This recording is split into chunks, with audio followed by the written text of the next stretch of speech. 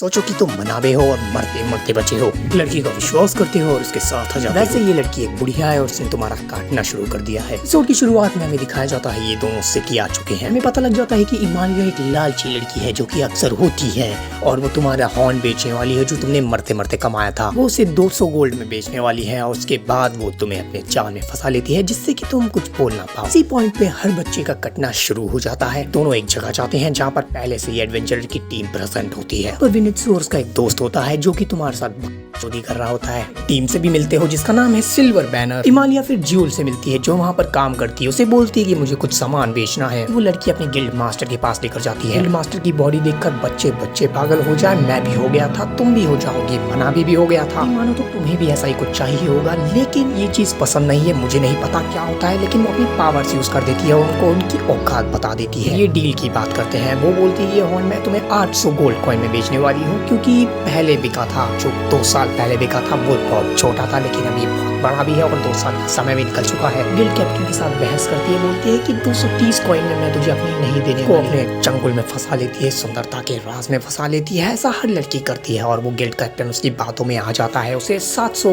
Gold coin के लिए राजी कर लेती है। उसको रिग्रेट हो रहा होता है क्योंकि वो हर लौंडे को होता है। बाद में पता लगता है कि तुम्हारा कट चुका है। ये इतनी ज्यादा खुश होती है कि दोनों उसके लड्डू फट जाते हैं। उसके केस में पूरे पैसे वसूल हो जाते हैं। मुझे ये चीज स्कूल में देखने का बड़ा मजा आता। ज्यूल उन दोनों को बाहर फेंक देती है। बोलती है कि मुझे इससे कुछ काम है। वैसे मैं बता दूं ज्यूल मिया दीदी की बहन है। मनाबे को अकेले बैठा देखते हैं। उसके पास एक ट्यूटोरियल स्किल आ चुकी है, मतलब वो कि जिसमें तुम मरोगे नहीं, बच जाओगे कैसे ना कैसे करके इस जिंदगी में। फिर वो गॉड से भी बात करता है। गॉड उसे बताते हैं कि मैं तुम्हारी हमेशा मदद नहीं कर सकता। पता लगता है कि जब जब इसी स्किल आगे बढ़ती जाएगी तो उसका गाइड दूर हो जाएगा। उसके पास सपोर्ट सिस्टम नहीं रहेगा, मतलब जो इमालिया है उसकी गाइड ही है। फिर वहाँ पर इमालिया आती है और बताती है कि उसके पास घर पर कुछ काम आ गया है क्योंकि उसके पास कोई लेटर दिखा होता है हमारे को। फिर हमें पता लगता है कि यही वो गाइड है, मतलब जब जब उसकी स्किल बढ़ेगी तो उसका गाइड दूर हो जाएगा। उसको अपने आप के लिए काम करना होगा। मनाबे इमालिया को छोड़ने चाहता है। वहाँ पर वो उसे इसकी जैकेट वापस लौटाना चाहता था, लेकिन इमालिया मना कर देती है। वो इसलिए बोल रहा था क्योंकि उसके बटन कभी भी फट जाते थे, लेकिन इस वजह से इमालिया डर कर भग जाती है, मतलब शर्मा कर भग जाती है। ये सोचती है बच्चे के सामने मेरे 3 बार फट चुके हैं। इमालिया को वही लड़की मिलती है जो हमें थोड़ी देर पहले दिखाई गई थी। मैंने नहीं दिखाया तुम्हें, वो पार्ट मैंने काट दिया था।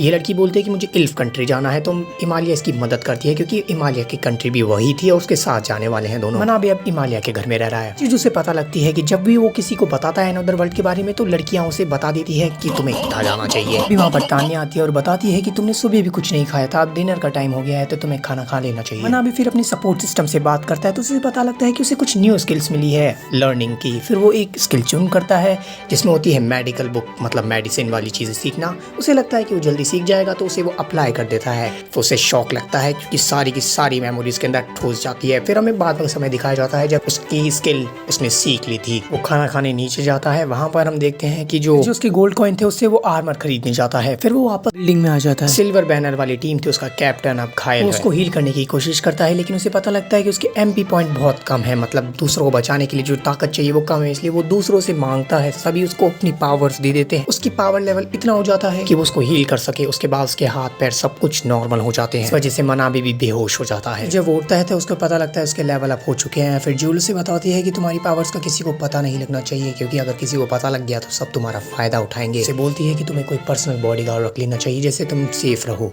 और इसी के साथ ये एपिसोड खत्म हो जाता है। बहुत सी चीजें जो मैंने छोड़ दी है, शायद तो एपिसोड देखने की जरूरत पड़ने वाली है, तो इसके अगले पार्ट के लिए वेट करो। पहला एपिसोड मैंने डिस्क्रिप्शन में दे दिया, जाकर देखो।